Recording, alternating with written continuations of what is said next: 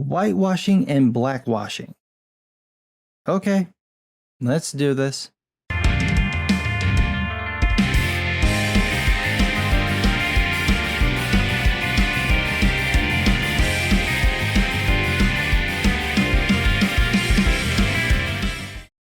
One of the things I find interesting about ideologues is their tendency for doublethink. This is when a person accepts contradictory ideas at the same time. They'll oppose something when it's done to another group, but think it's perfectly fine when their side does it. The reason I find this so interesting is because I've never met anyone who does this who can justify it with reason. Instead, they turn to massive leaps of logic and insane amounts of contradiction and hypocrisy. For example, take the idea of race-swapping characters. In general, there's no reason to swap a character's race. The character's appearance is as the author envisioned them, unless the character is based on a real person or another character. There is no inherent problem with that, no specific need to change anything. However, some people don't like that there aren't a lot of characters, specifically popular characters, who match their race. So some of these people decide to take established, usually white characters, and change their races. This is done to create representation, the idea of seeing yourself in the media you consume. Now, one could argue that fiction by its very nature invites you to see yourself in the media you consume. Many, if not most, of the characters depicted are nothing like the people watching the shows or reading the books. Real people aren't vampires. Real people don't have the Force. Real people aren't super geniuses who just love the science but can't even. The audience is nothing like the characters on screen, but they still identify with them because they see aspects of those characters in themselves, and vice versa. It would appear then that race isn't an inhibiting factor. People don't have to look exactly like the characters for this to happen. So why do some people become obsessed over this? I think it's partly pettiness. I'm going to change this just to piss you off.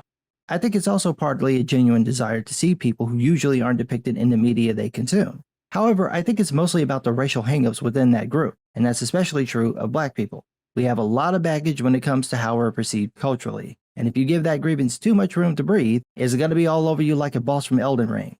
That's the only way I can rationally explain this series of tweets trying to justify blackwashing. That's when you turn white people black because something systemic racism. She says, quote, "I've seen a lot of people make the claim that drawing a white character black is just as racist as making them white, so I'm here to explain why this is dead wrong for you. A thread." Okay, sure, but before we get to that, can I ask a technical question? Why come Black Girl got vitiligo? I assume this is just a random character. If not, if it's supposed to be you and you have vitiligo, okay, but I thought your point was about whitewashing and blackwashing, not skin conditions. White girl don't have vitiligo, so why does Black girl have vitiligo? If this is supposed to be a representation of the average Black person, most Black people don't have vitiligo, so why come she got it? I'm just asking because it kinda doesn't make any sense.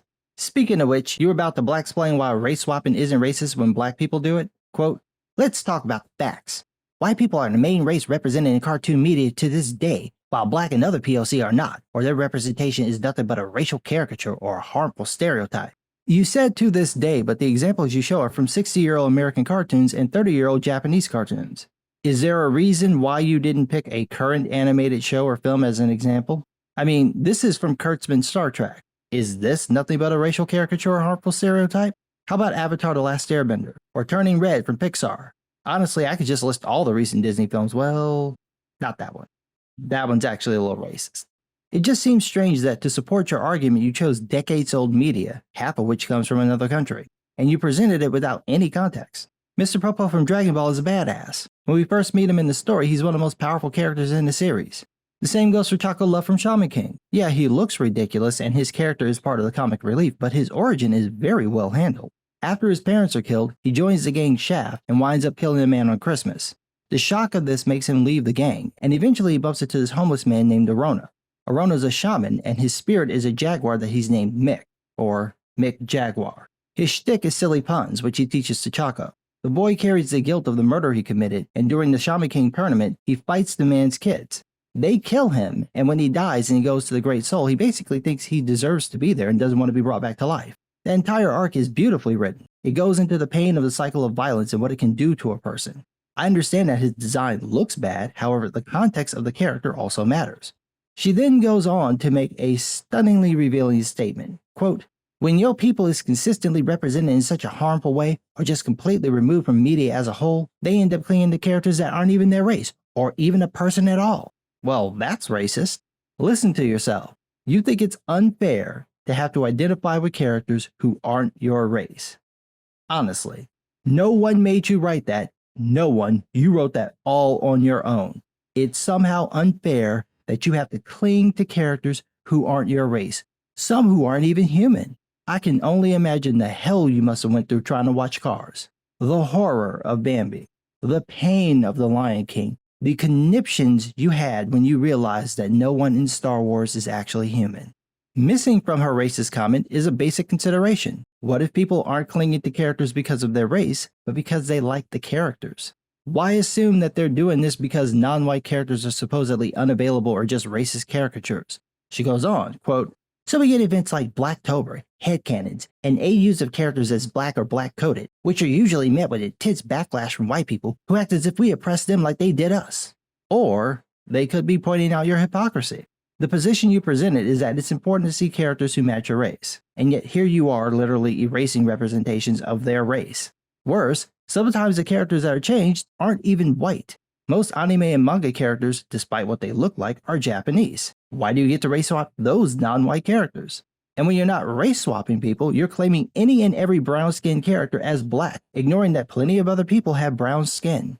Now below this, she included a picture of a race-swapped Beast Boy from Teen Titans, with the caption, "Beast Boy is actually black." Just ignorance everywhere. You know what? I'm not even going to explain what's wrong.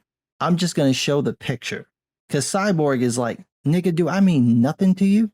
See, doing things like race swapping characters from a team where there is a black guy on the team makes it look like your issue isn't about a lack of representation, but that you just want to claim certain characters because you like them or they're popular or both. She continues, quote, "I know a lot of you think that when a white character is recast as black, you might say that this is blackwashing and it never mattered in the first place if they were white or not. They were white just because white is a default.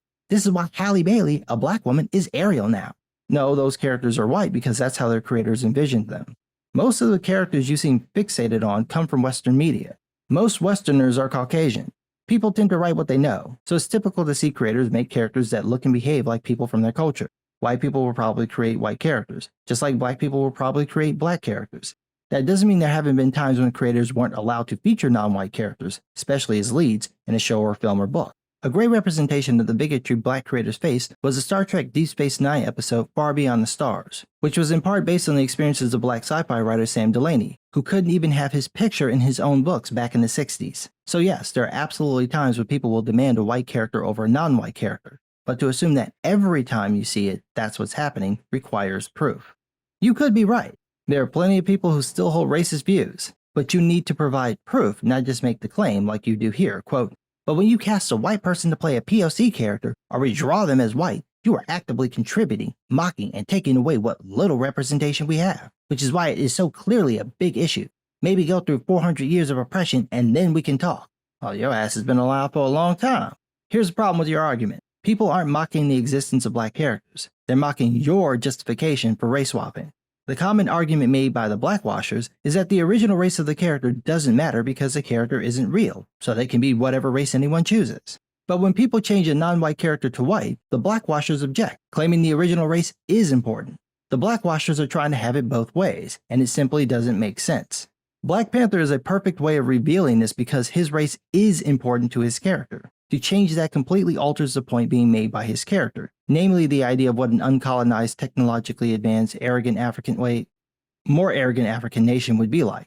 Now, there are examples where race swapping actually works. A great example of this is Magneto. He was retconned into being a Holocaust survivor, which totally changed the tone and meaning of his character, turning him into a warning about how someone who suffered as he did could become the very thing he hates.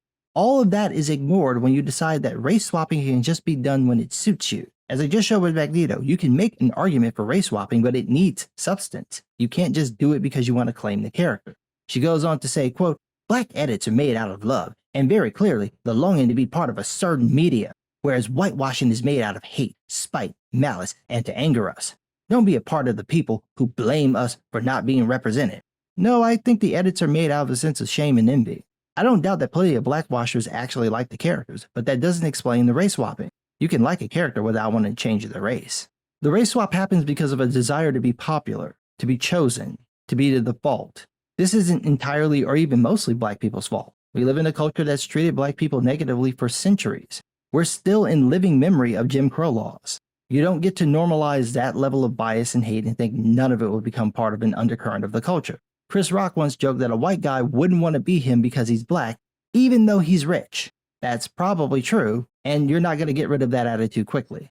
That shit sticks with you, which is why I think so many black people latch on to certain characters in certain cultures. Even though we have a subculture of our own, even though that culture has spread so far that damn near every popular form of music can trace its roots back to jazz or blues, even though our style of dress and slang dominates culture, that negativity that was literally beaten into us is still there, and it manifests in things like blackwashing.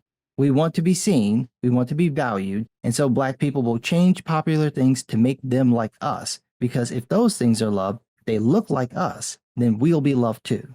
And it's ironic because we have the ability to change this, but most black people aren't doing it, which makes Sister Girl's final tweet all the more ironic. Quote, "So let's help make these simple dreams real and boost black creators till the gap is fixed. We need cartoons about black wizards and knights, black love and triumph. Black stories are needed, y'all." But you can't do that if you're just blackwashing characters. Where is the African version of The Lord of the Rings? Are you telling me no one can do this? No one has the interest in doing it? No one wants to delve into African folklore and mythology and create an epic fantasy? Instead, you'd rather make Tolkien's European-inspired elves, dwarves, and hobbits black, completely ignoring how he described the races? You're a fantastic artist. I don't know what your storytelling skills are, but your art skills are solid. Are you telling the stories you want to read? If not, why not? If yes, are those stories all about race? Or are they the same kind of stories that so many people, including black people, find universally appealing? Instead of swapping out characters, why don't you create your own original characters? Instead of basing those stories on European history and folklore, why don't you look into other cultures or just make shit up? Are you telling me that you can't come up with some shit like Elden Ring? I know I have an overactive imagination, and I doubt that everybody else is like me and has no interest in publishing anything. Some of you can do this and do it without making every story about racism. So do it. Instead of blackwashing characters, make original characters. Create original worlds. Combine concepts and ideas that normally aren't seen in Western media. Do the thing you claim you want to see instead of taking someone else's idea and demanding they change it to suit you. I would love to read your stories because I'm tired of reading lame Lord of the Rings knockoffs. So rise to the challenge or sit down and keep the race swapping shit to yourself. But what do I know? I'm just some guy.